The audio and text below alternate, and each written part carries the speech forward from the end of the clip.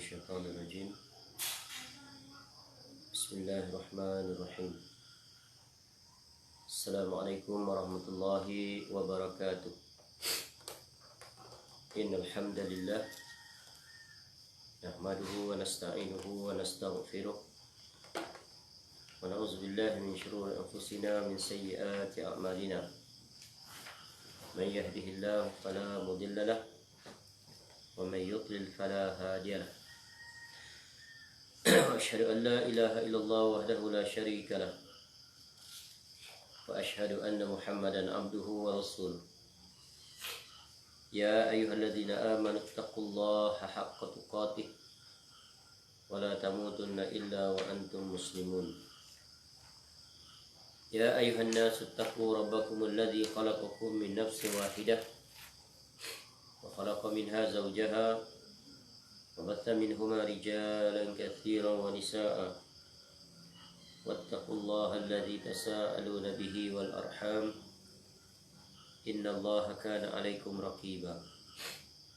يا أيها الذين آمنوا اتقوا الله وقولوا قولا سديدا يصلح لكم أعمالكم ويغفر لكم ذنوبكم ومن يطع الله ورسوله فقد فاز فوزا عظيما. أما بعد فإن أصدق الحديث كتاب الله وخير الهدي هدي محمد صلى الله عليه وسلم وشر الأمور محدثاتها وكل محدثة بدعة وكل بدعة ضلالة وكل ضلالة في النار.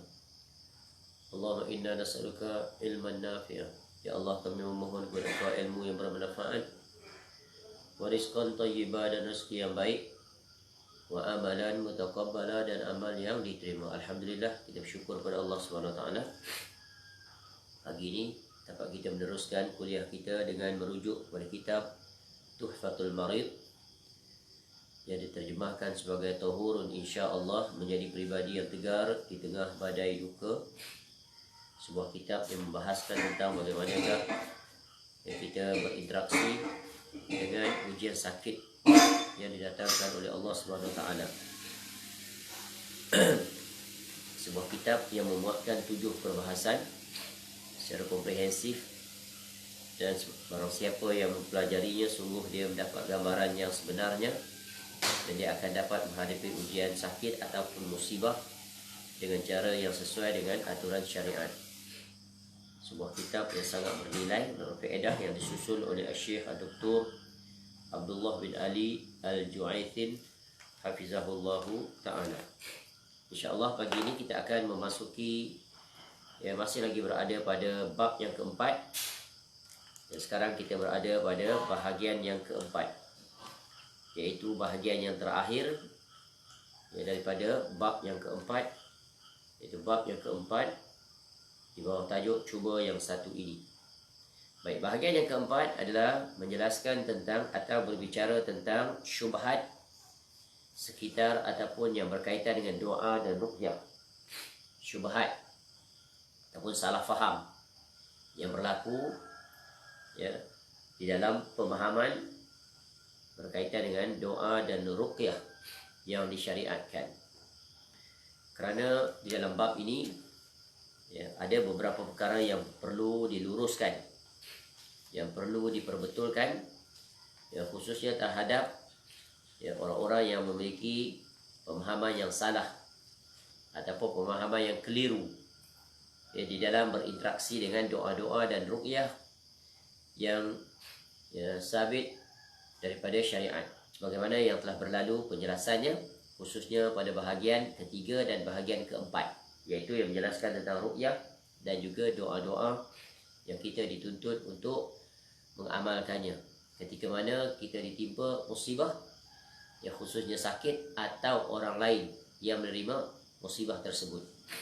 Baik, sekarang Syekh Hafizahullah Ta'ala membahaskan khusus tentang syubhat ataupun salah faham ataupun sebarang keraguan yang berkisar sekitar doa dan ruqyah, sehingga ada di antara kalangan umat Islam yang memandang bahawa ruqyah dan doa ini adalah merupakan perkara yang ringan, yang tidak diperhatikan, yang tidak dipraktikkan. Berkata pengarang hafizahullah taala, banyak orang yang mengalami sakit, yang menderita sakit, mereka enggan, mereka tidak mahu mengubati penyakit mereka itu dengan cara berdoa dan ru'yah syar'iyah. Kerana mereka kurang faham atau syubhat yang mereka yakini itu yang dianggap kebenaran. Maknanya salah faham ya terhadap doa dan ru'yah. Ada pula di antara mereka yang mengubati sakit mereka itu dengan doa dan ru'yah syar'i, namun hanya dilakukan sementara sahaja, kemudian mereka meninggalkannya. Ya, mereka tidak terus istiqamah di dalam mempraktikkan doa-doa dan ru'yah ya ke atas sakit yang mereka alami. Maka di sini Syekh Hafizahullah Ta'ala akan membahaskan 3 syubhat, akan menyentuh 3 syubhat yang utama yang berlaku di lapangan ya, yang berkaitan dengan penyembuhan sakit dengan doa dan ru'yah disertai dengan jawapannya. Yang pertamanya di antara perkara yang berlaku ya, salah faham atau keraguan atau tidak meyakini tentang amalan berdoa dan ru'yah terhadap sakit yang dialami oleh seseorang ya, sama ada sakit itu adalah sakit yang berkaitan dengan fizikalnya, atau sakit itu yang berkaitan dengan jiwanya, atau sakit itu berkaitan dengan ruhiyahnya ya. Jadi di sini ada penjelasan. Yang pertamanya, kata mereka yang uji oleh Allah Ta'ala dengan sakit itu, pada mereka doa itu tidak banyak memberi pengaruh, tidak berkesan ya. Mereka lebih mempercayai dengan cara-cara perubatan fizikal ya, mengikut keyakinan mereka terhadap ilmu kedoktoran ataupun ilmu tabib yang berdasarkan pengalaman dan juga berdasarkan hasil ya, percubaan dari masa ke semasa ya. Doa tidak banyak memberi pengaruh, atau sedikit sekali atau tidak ada pengaruh langsung ya. Golongan ini mengatakan bahawa meskipun telah banyak mereka berdoa, tapi nampaknya tak juga hasilnya diraih. Mereka berdoa ya, ataupun mereka mengharapkan orang lain untuk mendoakan mereka atau meru'yah mereka. Jadi apabila mereka tidak melihat hasilnya, penyakit yang mereka deritai itu masih sama, bahkan makin parah ya, tidak ada perubahan, maka mereka mengatakan, beranggapan sesungguhnya doa dan ru'yah itu tidak langsung memberi kesan, maka mereka meninggalkannya. Baik. Jadi pengarang Hafizahullah Ta'ala memberikan sanggahan. Katanya, inilah yang disebut dengan sikap tergesa-gesa dalam meminta pengabulan doa ya, tergesa-gesa yang membuat doa itu tidak terkabul. Penyebab kenapa doa mereka itu tidak dikabulkan, kerana mereka tergesa-gesa ya, sebagaimana ditegaskan di dalam hadis Nabi sallallahu alaihi wasallam daripada Abu Hurairah radhiyallahu an, yustajabu li ahadikum ma lam ya'jal yaqul da'autu falam yustajab li. Doa salah seorang dari kamu akan dikabulkan selama mana dia tidak terburu-buru dengan mengatakan aku sudah berdoa namun tidak kunjung dikabulkan. Sebagaimana yang telah kita bahas dalam hal yang berkaitan dengan doa ya, doa ini ada syaratnya untuk dimakbulkan oleh Allah Subhanahu wa ta'ala ya, kerana Allah telah memberi jaminan setiap doa hamba-hambanya pasti Allah Ta'ala akan kabulkan, tapi dengan syarat, dan pengabulan itu pula ya sesuai dengan kehendak Allah Subhanahu wa taala. Jadi di sini ya, untuk menjawab syubhat yang mengatakan bahawa doa yang mereka panjatkan kepada Allah atau ruqyah yang mereka lakukan sama ada oleh dari diri mereka sendiri atau orang lain ya, tidak berkesan disebabkan oleh faktor salah satunya adalah yaitu ketika mereka berdoa ya, mereka itu terburu-buru ya. Terburu-buru maksudnya apa? Yaitu mereka tidak memiliki kesabaran ya, kalau berdoa pada hari ini juga ingin disembuhkan, maka itu adalah adab yang buruk ya terhadap Allah Subhanahu wa taala. Jadi ini adalah penting. Begitu juga dalam riwayat lain disebut la yazalu yustajabu lil abdi ma lam yad'u bi ismin aw qati'ati rahim ma lam yasta'jil. Doa seorang hamba itu akan selalu dikabulkan oleh Allah selama mana dia tidak berdoa yang mengandungi dosa atau pemutusan ikatan kekeluargaan, dan selama mana dia tidak tergesa-gesa. Ini ada 3 kondisi, 3 keadaan. Ya, 3 keadaan ya yang menyebabkan terhalangnya doanya itu dikabulkan. Ya, begitu juga di dalam hadis yang dalam lanjutan doa ini disebutkan. Ya, yang dimaksudkan tergesa-gesa ni apa? Gopoh-gapah ni. Nabi SAW memberikan penerangan dan penjelasan. Yaqulu qad da'autu wa qad da'autu falam ara yastajibu li fa yastahsiru inda dzalika wa yad'u du'a. Orang yang berdoa itu berkata ketika dia berdoa, sungguh aku sudah berdoa. Sungguh aku sudah berdoa. Namun aku tidak melihat dia, yakni Allah, mengabulkan doaku. Dari situ dia berasa bosan dan tidak mau lagi berdoa.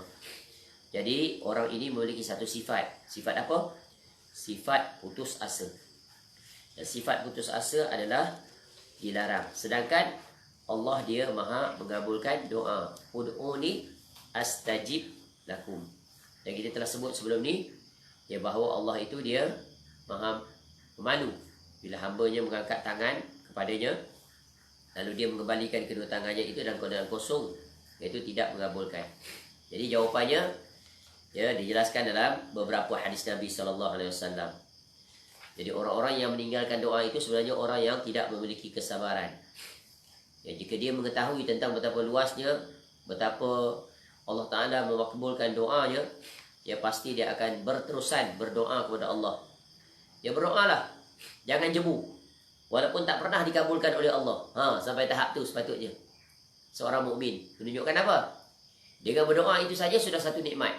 Dan itu sudah menjadi satu ubat yang dia tidak sedari. Iaitu mengubat apa? Mengubat hatinya.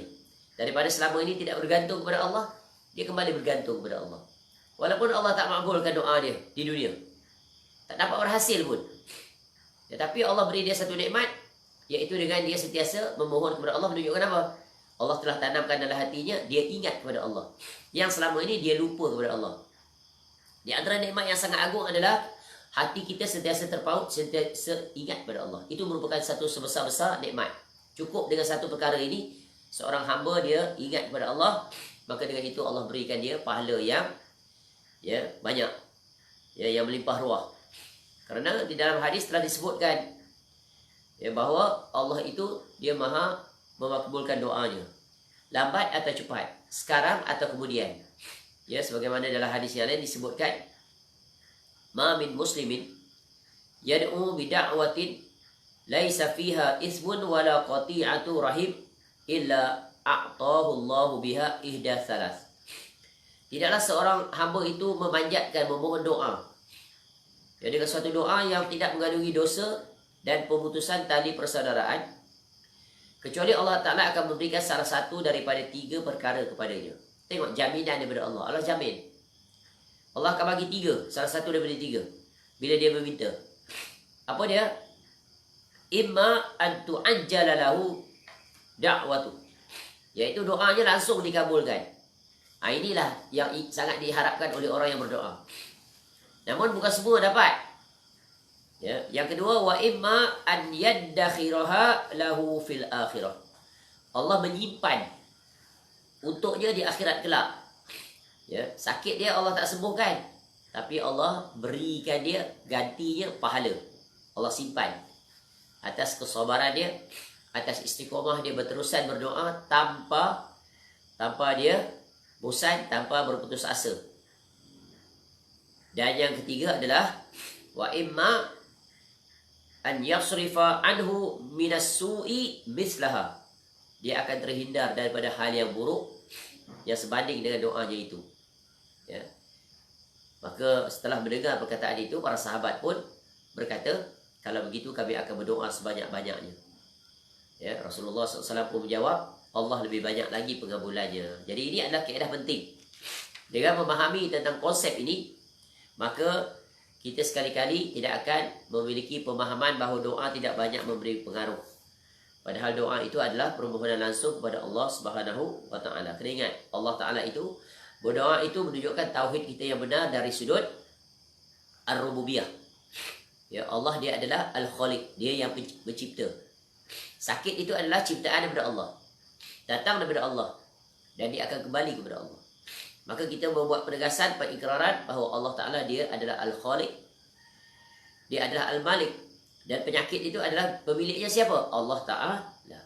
Dan Allah adalah al-mudabbir, dia yang mengatur, dia yang menurun, ya, dia yang mengatur, menyusun dan seumpamanya, menentukan, menetapkan. Maka ya, jalan yang paling berkesan kembali kepada dia, sebab dia yang pemilik. Kita minta kepada Allah Subhanahu Wa Taala. Maka ini adalah satu kaedah yang sangat penting. Jadi dalam berdoa ini wajib seorang hamba itu ya, dia bersungguh-sungguh, dia bersabar dalam menunggu terkabulnya doa dan datangnya kelapangan daripada Allah Subhanahu Wa Taala. Maka dengan doa itu akan sebenarnya menambahkan lagi kebergantungan, kedekatan, keimanannya kepada Allah. Maka itu cukup sebagai satu nikmat yang sangat agung. Ya, sebab itu, dan doa itu sebenarnya apabila Allah gerakkan hati seorang untuk terus berdoa, dan sungguh dia telah mendapat bahagian yang banyak, kerana doa adalah ibadah.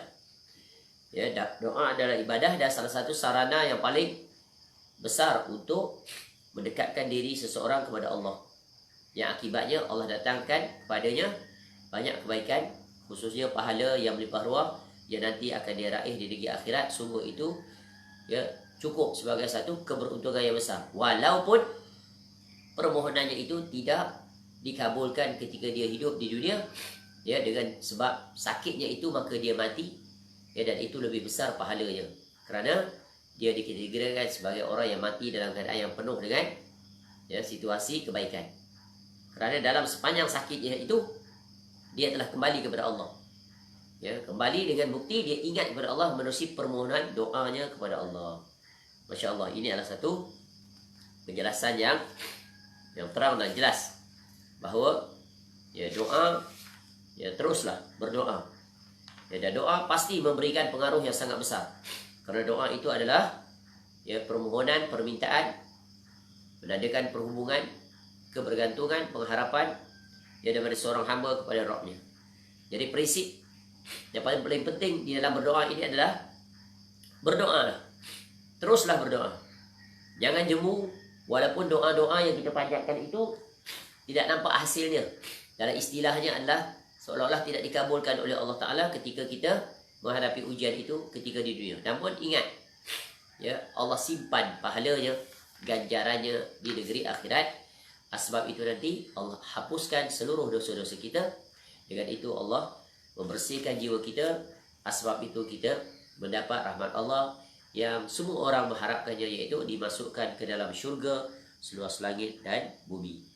Baik, itu yang pertama. Yang keduanya adalah, syubhatnya adalah doa para pendosa tidak layak dikabulkan. Ada orang yang memiliki pemahaman, aku ni dah banyak dosa, ya, jadi doa aku ni Allah tak akan kabulkan sebab diri aku ini kotor, najis, ahli maksiat, ya, terkutuk, jahat, ya, hina. Macam mana nak dikabulkan doa? Itu pemahaman yang keliru. Ya, ini di antara setengah-setengah atau sebahagian daripada kaum muslimin, mereka memiliki persepsi atau pemikiran demikian, salah faham. Ya, kerana apa? Pada mereka orang pendosa ni jauh daripada rahmat Allah. Ya, mereka termasuk dalam kategori melampaui batas. Apatah lagi di kalangan masyarakat memandang mereka dengan pandangan yang hina. Ya, mereka itu dijauhkan, mereka itu diberikan peringatan. Ya, tidak ada kedudukan di dalam masyarakat. Bahkan yang lebih mereka terasa, mereka itu dihina oleh orang-orang yang alim, orang yang soleh, ahli masjid, menghina, mencerca, mencela mereka. Umpamanya, jika mereka berada dalam situasi itu, maka terbitlah daripada diri mereka bahawa mereka itu tidak berguna. Ya, orang yang tidak berguna banyak dosa. Macam mana doa yang mereka minta akan dikabulkan oleh Allah Subhanahu Wa Taala? Maka ini adalah satu pemahaman, pemikiran ya, yang salah. Jadi Syekh Hafizahullah Ta'ala memberikan sanggahan. Katakanlah anggapan tersebut benar, dan ini hanya benar berlaku dalam hubungan sesama manusia. Memang manusia kalau persepsi melihat orang jahat, ada di antara itu mereka itu merasa mereka lebih baik, dan mereka memandang orang-orang yang jahat ini tidak ada harapan lagi di dunia kerana terlalu jahat. Bahkan ada di antara mereka itu memiliki anggapan, jahat sangat kamu ni, nampaknya ahli neraka lah kamu. Padahal itu adalah ucapan yang salah, yang berbahaya. Kerana syurga atau neraka itu bukan atas keputusan manusia, dia adalah keputusan di sisi Allah. Walaupun zahirnya nampak jahat, barangkali di penghujung usianya dia bertaubat, ada kebaikan yang dia buat, sebab itu Allah turunkan rahmat. Tapi bukan bermakna kita redha dengan kejahatannya, tak. Kejahatannya tetap kita ingkari, kita nasihati. Baik. Jadi kena ingat, Allah Ta'ala dia adalah memiliki sifat yang sangat agung, iaitu dia maha lembut, maha luas rahmatnya, maha pengampun, maha menerima taubat hamba-hambanya. Allah ini memiliki sifat sayang, penyayang terhadap hamba-hambanya. Bahkan Allah Ta'ala itu dia lebih sayang kepada makhluknya, lebih daripada kedua ibu bapa menyayanginya, bahkan lebih daripada dia itu sendiri menyayangi diri dia. Tak dapat dibanding. Walaupun hambanya itu melakukan kezaliman dan kejahatan, tapi Allah tetap memberikan peluang dan rahmat kepadanya untuk dia bertaubat dan kembali kepadanya. Allah menunggu dia untuk dia menyesali perbuatannya, kejahatannya, dan Allah beri dia peluang seluas-luasnya. Allah lontarkan hidayah detik di hatinya, ada merasai perasaan bersalah, cumanya menunggu pemilik hati tersebut untuk menyedari kesilapan-kesilapannya dan kembali kepada Allah. Jadi tidak ada istilah bahawa doa orang yang melakukan dosa tidak dikabulkan oleh Allah Ta'ala. Apakah tidak? Orang kafir sendiri, ketika mana mereka berdoa pun Allah Ta'ala kabulkan. Apatah lagi seorang mukmin. Dan Allah di antara sifatnya yang sangat agung adalah dia maha memperkenankan doa. Sebagaimana yang disebut di dalam Al-Quran, amman yujibul muttarra idza da'ahu wa yakshifus su. Bukankah dia, yakni Allah, memperkenankan doa orang yang di dalam kesulitan apabila dia berdoa kepadanya? Surah An-Naml ayat 62. Allah sebut dia maha memperkenankan doa sesiapa saja yang meminta. Berkata Ibnu Katsir rahimahullah dalam menafsirkan firman ini, maksudnya dialah Allah tempat berlindung orang-orang yang terdesak, dan hanya dialah yang dapat menghilangkan kesusahan orang-orang yang susah. Jadi berdoalah kepada Allah. Khususnya ketika berada dalam keadaan terdesak, doa sangat mustajab. Sehingga berkata sebagian ulama, sesiapa pun yang berdoa kepada Allah ketika mana dia sedang berada dalam keadaan terdesak, nescaya doanya akan dikabulkan, sama ada di dunia atau di akhirat. Kerana doa itu sebenarnya meminta sesuatu. Seandainya seseorang tidak diberi sesuatu sesuai dengan permintaannya, nescaya dia akan diberi sesuatu yang lebih baik daripadanya. Dan seandainya permintaannya itu tidak diwujudkan pada waktu tersebut, nescaya akan diwujudkan ia pada waktu yang akan datang. Kenapa? Allah dia memberi jaminan. Allah dia menepati janji. Maka pasti Allah akan memenuhi permohonan daripada hamba-hambanya. Baik. Selain itu doa ini, di antara syaratnya lagi adalah terbit daripada keikhlasan si pemohon. Orang yang pendosa, ketika mana dia memohon kepada Allah dengan penuh keikhlasan, mengharapkan sesuatu, maka Allah pasti akan tunaikan. Sebab itu orang-orang yang kafir, yang penuh keikhlasan ketika mereka minta kepada Allah, Allah kabulkan. Apatah lagi seorang mukmin yang beriman, yang mengakui Allah Ta'ala itu adalah Rabbnya, walaupun dalam sepanjang usianya tak pernah melakukan ketaatan, tapi dia tetap ada kelebihan, iaitu dalam hatinya tetap ada keimanan. Tidak seperti orang kafir, walaupun sepanjang usianya berbuat baik dan sebagainya, tapi dia kufur kepada Allah, maka tidak ada kebaikan sama sekali baginya. Namun ketika mana dia dirundung, diuji oleh Allah Ta'ala dengan kesulitan dan kepayahan, kemudian dengan penuh keikhlasan dia minta doa kepada Allah, maka Allah perkenankan. Sebagaimana yang dipaparkan di dalam ayat Al-Quran. Contoh, dalam surah Yunus ayat 22. Hatta idza kuntum fil fulki wajarayna bihim birihin tayyibatin wa farihu biha ja'atha rihun asifun wa ja'ahumul mawju min kulli makanin wa zannu annahum uhita bihim da'awallaha mukhlishina lahuddin lain anjaytana min hadhihi lanakunanna minasyakirin. Sehingga ketika kamu berada di dalam kapal dan meluncurlah kapal itu membawa mereka dengan tiupan angin yang baik dan mereka bergembira keradanya. Tiba-tiba datanglah badai dan gelombang menimpanya dari segenap penjuru, ya, di lambung ombak ketika mana berlayar dalam keadaan laut yang tenang. Ya, tiba-tiba ya datang tiupan badai dan sebagainya dan mereka mengira telah terkepung bahaya. Ketika itu berada dalam situasi yang sangat kritis, kapalnya di lambung ombak yang kuat. Maka mereka berdoa dengan tulus ikhlas kepada Allah semata-mata. Ya. Ketika itu tidak ada lagi pertolongan yang dapat membantu mereka. Usaha sudah dibuat. Ya, mereka tidak dapat menghalang ombak yang berterusan. Ya. Membadai, memukul kapal mereka itu. Apa yang boleh mereka harapkan? Ketika itu mereka berdoa dengan tulus ikhlas kepada Allah. Sambil berkata, sekiranya engkau menyelamatkan kami dari bahaya ini, pasti kami termasuk orang yang bersyukur. Namun apa yang berlaku sebaliknya? Dalam surah Al-Ankabut ayat 65 disebut, falamma najjahum ilal barri idahum yusyrikun. Ketika Allah menyelamatkan mereka sampai ke darat, malah mereka kembali semula mempersekutukan Allah. Dia orang kafir, kan? Orang kafir dalam situasi yang tidak ada lagi bantuan, mereka mengikhlaskan. Mereka tahu mereka ada Rabb Al-Khaliq, ya, yang Maha Mencipta, yang memakbulkan permohonan mereka. Lalu mereka memintanya.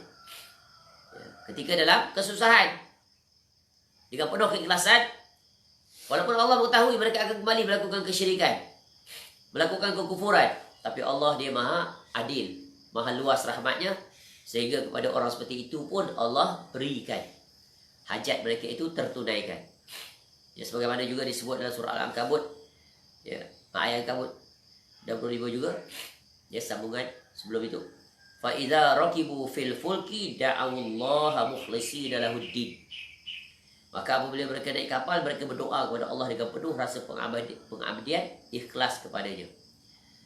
Jadi Allah Ta'ala dia mengabulkan doa khusus ketika hamba-hambanya berada dalam situasi terdesak, terhimpit dengan penuh keikhlasan. Sakit adalah situasi yang sangat terhimpit, terdesak. Maka sebab itu berdoalah. Yang berkata Sufyan bin Uyainah rahimahullah, janganlah kamu meninggalkan doa, dan jangan pula maksiat yang kamu lakukan menghalangi kamu untuk berdoa. Kerana sungguh Allah telah mengabulkan doa iblis, padahal dia adalah makhluk yang paling terjahat. Allah Ta'ala berfirman, Qala Rabbi fa'anzirni ila yaumi yub'atsun. Qala fa'innaka minal munzarin. Dan sungguh kutukanku tetap atasmu sampai hari pembalasan. Iblis berkata, ya Rabbku, tangguhkanlah aku sampai pada hari mereka dibangkitkan. Ya, tengok, iblis pun minta kepada Allah, Allah makbulkan. Ya, dia dah dikutuk oleh Allah. Ya, digezetkan kekal di dalam neraka. Dia minta kepada Allah, tangguhkan sampai dia dibangkitkan. Sebab apa? Dia nak menyesatkan manusia. Padahal permohonan dia itu adalah permohonan yang terlarang. Tapi itu sebagai ujian Allah Ta'ala kepada hamba-hambanya. Diuji mereka itu dengan syaitan laknatullah. Ya. Seseorang menemui Malik bin Dinar rahimahullah dan berkata, aku memintamu atas nama Allah, doakanlah aku kerana aku sedang dalam keadaan terdesak. Lalu Malik rahimahullah pun menjawab, kalau memang begitu keadaan engkau, langsung saja berdoa kepada Allah, kerana Allah akan mengabulkan doa orang yang terdesak apabila dia berdoa kepadanya. Ini ada orang datang meminta, ya, dia minta orang doakan untuk dia. Kebiasaannya mungkin berlaku bila orang itu berada dalam keadaan yang sangat terdesak dan dia mengharapkan doa daripada orang yang dia anggap soleh, yang baik, dekat hubungannya dengan Allah, agar orang itu mendoakannya agar dia meraih apa yang dia inginkannya. Dan ini sebenarnya adalah salah satu bentuk doa atau tawasul yang dibenarkan. Tetapi di antara itu ada keutamaan.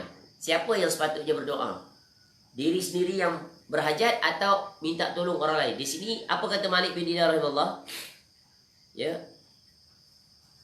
Minta langsung. Ya kamu sendiri yang minta. Ya maksudnya apa? Yang aula, yang lebih utama adalah kamu sendiri yang meminta kepada Allah. Kerana apa? Dalam keadaan terdesak, ya, pemilik doa itu sendiri yang memohon. Kerana apa?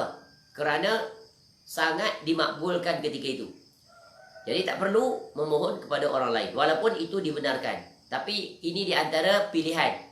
Yang utama berbanding yang tidak utama. Maka tentulah yang utama itu yang patut didahulukan. Maka pemilik permohonan itulah yang hendaknya dia berdoa. Kerana ketika itu mustajab doa. Baik. Jadi kaedahnya jangan menswastakan doa kita diberikan pada orang. Ya, kita sendiri menunjukkan bila pemilik pribadi itu sendiri yang meminta, menunjukkan kesungguhan dia dalam berharap. Maka itu tentu lebih utama untuk Allah kabulkan doanya. Ya. Berdoalah secara langsung kepada Allah. Kerana dia akan mengabulkan doa orang yang sedang terdesak apabila dia berdoa kepadanya. Ini adalah menjawab syubhat yang kedua. Wahai orang-orang yang melampaui batas, ya Allah tak pernah sekali-kali mensia-siakan permohonan kamu. Kerana Allah cinta khususnya bagi orang-orang yang melampaui batas, pelaku kemaksiatan. Kerana dengan berdoa itu menunjukkan tanda-tanda dia sudah ingin kembali kepada Allah dan merupakan tanda-tanda kebaikan. Maka raihlah kebaikan itu. Jadi ingat, doa ini bukan mesti orang itu soleh. Doa ini adalah hak milik setiap individu. Hatta orang kafir pun Allah berikan mereka senjata berdoa. Kemudian syubhat yang terakhir, yang ketiga yang dipaparkan oleh pengarang Hafizahullah Ta'ala, iaitu doa dan ruqyah hanya untuk selain penyakit fizik. Ada pemahaman bahawa doa dan ruqyah ni hanya untuk sakit yang berkaitan dengan ruhiyah. Sakit yang berkaitan dengan kerasukan jin atau syaitan, sihir, ain, hasad, penyakit, ibarat orang kata penyakit terkena buatan orang. Terkena buatan orang, sihir lah tu. Kedengkian manusia. Pemahaman mereka bahawa ruqyah dan doa-doa ini hanya untuk penyakit seperti ini. Adapun penyakit yang berkaitan dengan fizik, itu adalah spesialisasi ilmu perubatan, doktor, hospital, pakar-pakar, ataupun ilmu itu dirawat oleh tabib yang menggunakan perubatan secara tradisional, ubat-ubatan herba, dan sebagainya. Ini adalah pemahaman yang keliru, yang salah. Mereka mengkhususkan, menyempitkan bahawa doa dan ruqyah itu hanya untuk mengubati penyakit kejiwaan, kesurupan, sihir dan sejenisnya. Sedangkan penyakit fizik terapinya harus dengan ubat-ubatan dan ramuan-ramuan tertentu, prescription. Sama ada menerusi ilmu kedoktoran, perubatan moden atau ilmu perubatan tradisional. Jadi Syekh Hafizahullah menyanggah dengan katanya, segala jenis penyakit terjadi kerana takdir Allah Subhanahu Wa Taala. Dialah yang menetapkan terjadinya penyakit pada jiwa dan badan. Dia juga yang maha kuasa untuk menghilangkan atau mencegah timbulnya penyakit tersebut. Tidak ada seorang pun dan tidak pula ubat-ubatan yang dapat menyembuhkan penyakit kecuali atas izin dan takdir Allah. Dan ini telah dijelaskan pada perbahasan-perbahasan yang telah berlalu.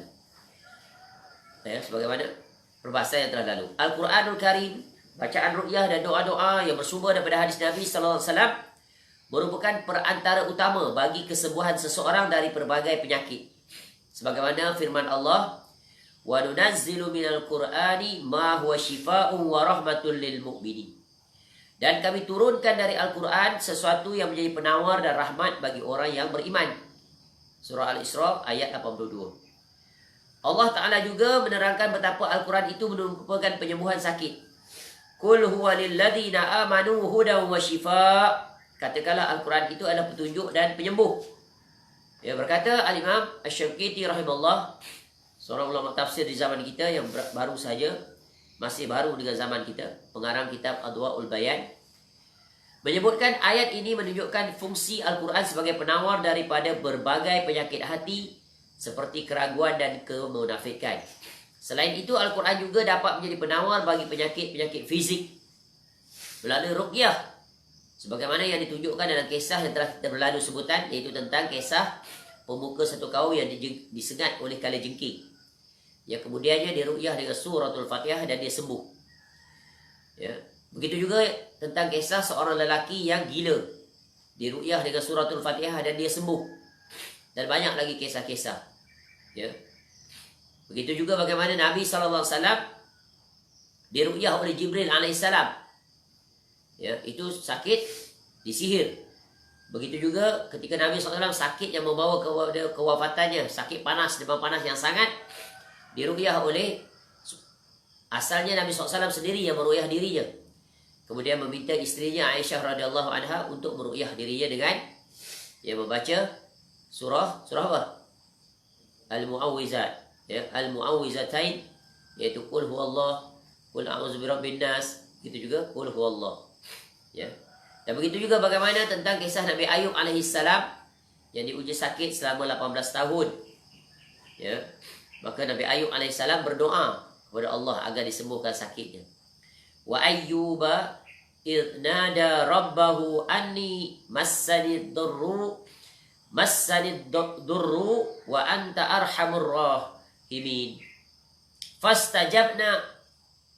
Fastajabna lahu fakashafna ma bihi min dur.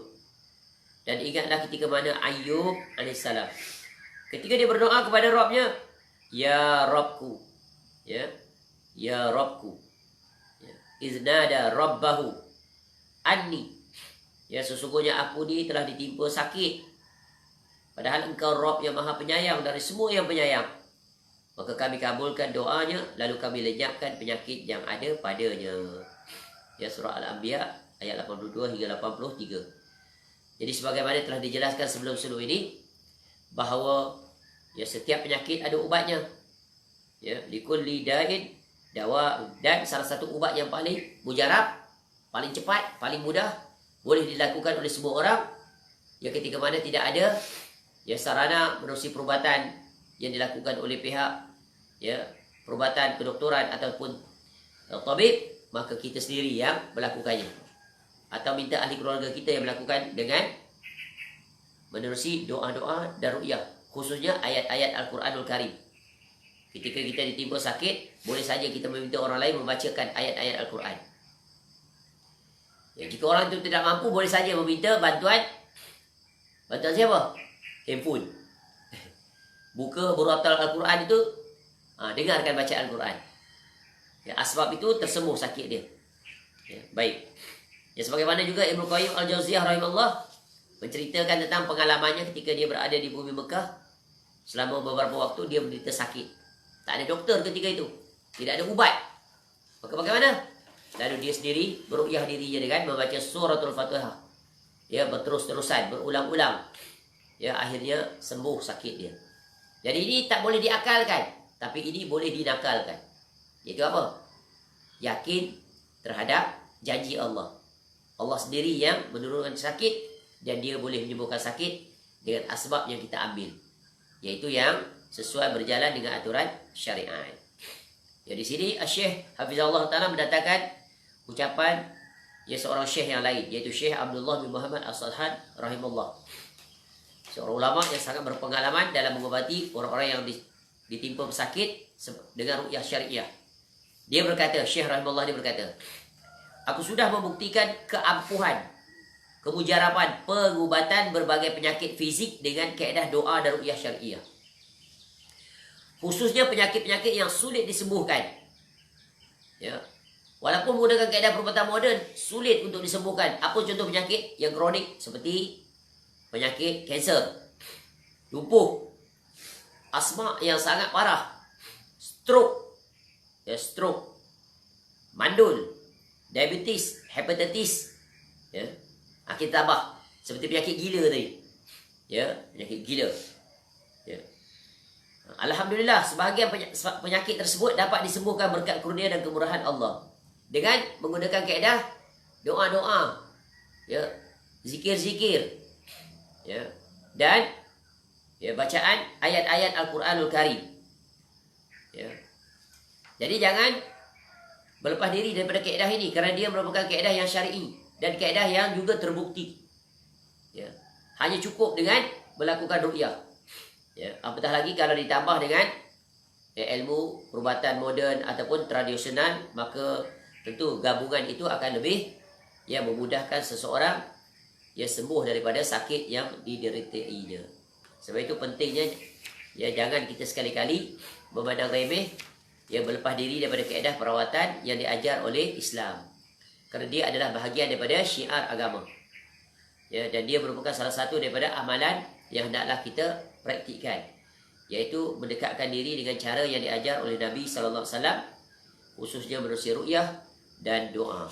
Maka camkanlah 3 syubhat ini, dan 3 syubhat ini terjawab dengan terang dan jelas. Jangan sekali-kali kita meninggalkan, kita enggan untuk berubat dengan menggunakan kaedah ruqyah dan doa-doa, zikir, wirid dan sebagainya. Kerana ia adalah perkara yang disunahkan. Dan cuma perkara perhatian yang perlu diberi perhatian penting, iaitu hendaklah ruqyah itu yang mengandungi doa, zikir dan bacaan ayat-ayat Al-Quran adalah yang sesuai dengan aturan syariat. Daripada sumbernya, caranya dan bacaannya, kaifiahnya, hendaklah sesuai dengan aturan syariat. Kerana di dalam perubatan ini boleh termasuk perkara-perkara syubhat yang membawa kaedah itu keluar daripada aturan syariat. Contohnya dicampur dengan elemen bid'ah dalam kaedah rawatan, menggunakan cara-cara yang tidak ada sumbernya. Seperti mana yang pernah kita sentuh sedikit, ada orang yang berprofession, kononnya dia sebagai roki, peruqyah, tapi dia memasukkan usul-usul yang tidak ada aturannya. Contoh apa? Ketika dia meruqyah seseorang, orang datang kepadanya, dia mengatakan, oh badan kamu ni banyak jin ni, ada 1000 lebih jin. Mana dia tahu perkara gaib itu? Apa perlunya dia berdeka-deka seolah-olah benda itu betul pada tanggapan pesakit. Kemudian ditangkapnya jin itu, dimasukkan dalam botol. Yang lebih parah, katanya jin itu disembelih oleh dia, dibunuh oleh dia, atau yang lebih parah daripada itu dibuang ke 2 tanah suci dan sebagainya. Ini semuanya adalah batil, pembohongan di siang hari. Tinggalkan peruqyah seperti itu, kerana mereka telah melakukan cara yang tidak ada aturannya daripada syariat. Satu, kaedahnya adalah bid'ah. Satu lagi, dikuatiri boleh membawa kepada kesyirikan yang menjatuhkan akidah si peruqyah dan orang yang datang untuk mendapatkan khidmat ruqyah. Kerana orang ini termasuk dalam kategori dipanggil dukun, walaupun orang yang melakukannya itu adalah ustaz atau berpenampilan ustaz. Mereka adalah dipanggil dukun, ustaz dukun atau momok. Nanti akan datang penjelasannya pada bab yang akan datang, iaitu dilarang untuk kita bertemu dengan dukun ataupun momok dan seumpamanya. Kerana itu boleh membatalkan akidah, boleh menyebabkan keluar daripada agama. Baik, selesai sudah. Sebenarnya ada satu lagi yang perlu dihuraikan di sini sebagai tambahan, faedah tambahan. Tapi masa tak mengizinkan, insya-Allah nanti kesempatan lain kita akan tambah, iaitu syubhat sekitar doa dan ruqyah. Kenapa ada orang yang tidak mahu mendapatkan perkhidmatan ataupun melaksanakan ruqyah untuk dirinya sendiri atau orang lain? Kerana salah fahamnya ataupun ada keganjalan hatinya tentang satu hadis Nabi SAW yang menjelaskan tentang, iaitu ada orang nanti di negeri akhirat, mereka akan memasuki syurga, iaitu bighairi hisab. Mereka akan masuk syurga bighairi hisab wala azab. Masuk syurga tanpa hisab dan tanpa azab. 70,000 di kalangan umat Nabi SAW. Dan daripada setiap satu pula nanti akan ada tambahan 70,000. Jadi mereka mengatakan, kalau kita meruqyah diri atau meminta ruqyah, seolah-olah kita tidak bertawakal kepada Allah, kita bergantung selain daripada Allah. Maka dengan itu saya tak dapat tak dapat janji Allah, iaitu masuk syurga tanpa hisab. Sedangkan saya ingin memasuki syurga tanpa hisab, tanpa azab.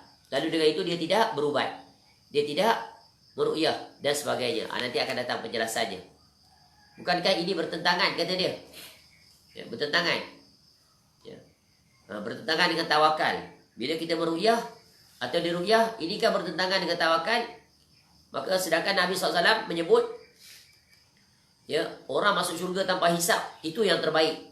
Dalam kategori manusia ni, nanti di akhirat, Yang menduduki tangga nombor 1 adalah mereka masuk syurga tanpa hisab, tanpa azab. Langsung masuk.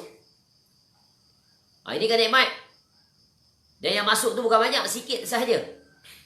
Jadi antara mereka yang disebut oleh Nabi SAW adalah Ukasyah bin Mihsan radhiyallahu an. Nanti ada kesempatan kita akan huraikan hadis ini sebagaimana yang dihuraikan oleh para ulama di dalam menanggapi beberapa perkara yang mendatangkan keraguan, ada keganjalan, ada sesuatu yang menghantui kita istilahnya sehingga menyebabkan orang tersebut tidak mahu berubat langsung. Adakah ini benar di sisi syariat? Nanti kita akan lihat penjelasan para ulama. Tapi untuk tugasan, assignment, langkah yang paling cepat, bolehlah tuan-tuan dan puan-puan yang mendengar kuliah ini boleh merujuk perbahasan ini, salah satunya dalam syarah Kitabut Tauhid. Kitabut Tauhid, kitab yang ditulis oleh Syekhul Islam Al-Imam Al-Mujaddid Muhammad bin Abdul Wahhab rahimahullah, iaitu pada perbahasan Kitabut Tauhid di awal lagi, pada tajuk, pada bab yang kedua, iaitu babu man haqqaqat tauhidu dakhala jannah bighairi hisab. Bab pada menjelaskan barang siapa yang melaksanakan tauhid, mentahqiq tauhid, niscaya dia masuk syurga tanpa hisab. Jadi di dalam ini dibahaskan tentang hadis itu, maka boleh dirujuk di dalam syarah-syarah yang berkaitan dengan perbahasan hadis tersebut, hadis tentang syafaat. Dan boleh lihat di antara syarah yang memperincikannya bab ini adalah, yaitu kitab yang dikarang oleh syarah terhadap kitab tauhid ini banyak. Dan di antaranya adalah kitab yang mensyarahkan ini yang ditulis oleh Syekh Muhammad bin Saleh Al-Utsaimin rahimahullah. Kitabnya bertajuk Al-Qaulul Mufid ala Kitabut Tauhid. Dan kitab ini sudah ada terjemahannya, maka rujuk di situ. Ada perbahasan. Ataupun di dalam kitab Fathul Majid yang ditulis oleh cucu Syekh Muhammad bin Abdul Wahhab rahimahullah, yaitu Syekh Al-Alamah Abdul Rahman bin Hasan Al-Syekh rahimahullah. Jadi rujuk di situ. Ataupun tunggu, nanti saya akan jelaskan insya-Allah berdasarkan kitab-kitab tersebut. Wallahu a'lam. Selesai sudah penjelasan kita untuk keseluruhan yang terkandung di dalam bab yang keempat, yang terdiri daripada 4 bahagian. Dan pada pagi ini kita selesai menjelaskan tentang bahagian yang terakhir, bahagian keempat di dalam bab ini, iaitu tentang syubhat berkaitan dengan doa dan ru'yah. Ada satu yang tergantung atau sebagai tambahan faedah berkaitan dengan pemahaman tentang hadis, iaitu masuk syurga bila hisab, bila azab. Akan datang penjelasannya untuk kuliah nanti pada malam ini insya-Allah. Kemudian kita akan memasuki bab yang kelima di bawah tajuk tautkan hati hanya kepada Allah. Yang mana bab ini mengandungi 6 bahagian. 6 bahagian, iaitu perkara yang sangat penting di dalam bab ini, menjelaskan, mengajar kita, memberikan panduan, iaitu bagaimana kita berinteraksi dengan sakit. Dimulai dengan bahagian pertama, iaitu berbaik sangkalah kepada Allah. Perbanyakkanlah istighfar dan taubat. Itu bahagian pertama. Bahagian kedua, berbaik sangkalah kepada Allah. Bahagian ketiga, optimislah terhadap kesembuhan. Bahagian keempat, jangan datangi dukun ataupun paranormal, iaitu orang pintar, ahli sihir yang mengaku tahu perkara yang gaib. Bahagian yang kelima, jangan gundah kerana tidak dapat mengejar dunia. Bila diuji dengan sakit, dunia akan terbengkalai urusannya. Jangan gundah. Dan bahagian keenam, jangan mengadu kepada sesama makhluk. Sungguh pengarang Hafizahullah Ta'ala memasukkan bab-bab yang sangat utama, bab-bab yang sangat penting untuk kita mengetahuinya, dan dengan itu kita berjalan dengannya, dengan itu kita mendapat keselamatan dari segi berinteraksi dengan musibah sakit khususnya. Wallahu a'lam. Semoga Allah mengurniakan kita pemahaman. Semoga Allah membimbing kita agar berjalan dengan ujian Allah Ta'ala yang satu ini, yang sakit, sesuai dengan aturannya. Dengan itu kita akan meraih faedah-faedah yang tak terhitung banyaknya. Dengan itu kita menjadi orang yang beruntung, khususnya di negeri akhirat. Dan yang paling utamanya, kita memohon kepada Allah agar Allah kurniakan kita kesihatan, dengan doa yang diajar oleh Nabi SAW. Allah ma'afina fi badanina, Allah ma'afina fi sam'ina, Allahumma afina fi basarina. Ya Allah, kurniakanlah kami sihat seluruh anggota tubuh badan. Sihat di sini adalah sihat fizikal dan sihat rohaniah. Ya, sihat jiwa, sihat fizik, sihat rohani. Ya, sihat dari sudut dunia, sihat dari sudut akhirat. Kemudian, ya Allah, afiahkanlah kami, sihatkanlah kami, yaitu pendengaran. Kerana dengan pendengaran kita dapat mendengar, dapat mengambil faedah pelajaran-pelajaran yang disampaikan. Ini nikmat yang sangat besar. Dan yang ketiga adalah Allah berikan kita kesihatan dari sudut pandangan. Dengan mata kita melihat, dengan mata kita menikmati keindahan alam, dengan mata kita dapat membaca kitab, membaca Al-Quran. Dan sungguh ini 3 nikmat yang sangat besar. Semoga Allah kekalkan nikmat ini sehinggalah kita pergi meninggalkan dunia ini. Semoga Allah menghimpunkan kita semuanya nanti di negeri akhirat bersama pengarang kitab ini, Syekh Dr. Abdullah bin Ali Al-Ju'aithin hafizahullah ta'ala, yang memberikan faedah ilmu yang besar kepada kita. Yang dapat bersama dengan Nabi SAW dan para sahabat radhiyallahu anhum, ma'al ladina an'amta 'alaihim minan nabiyyin was-siddiqin wasyuhada'i was-salihin wa hasuna ulaika rafiqa. Wallahu a'lam. Subhana rabbika rabbil izzati amma yasifun wa salamun 'alal mursalin walhamdulillahi rabbil alamin. Assalamualaikum warahmatullahi wabarakatuh.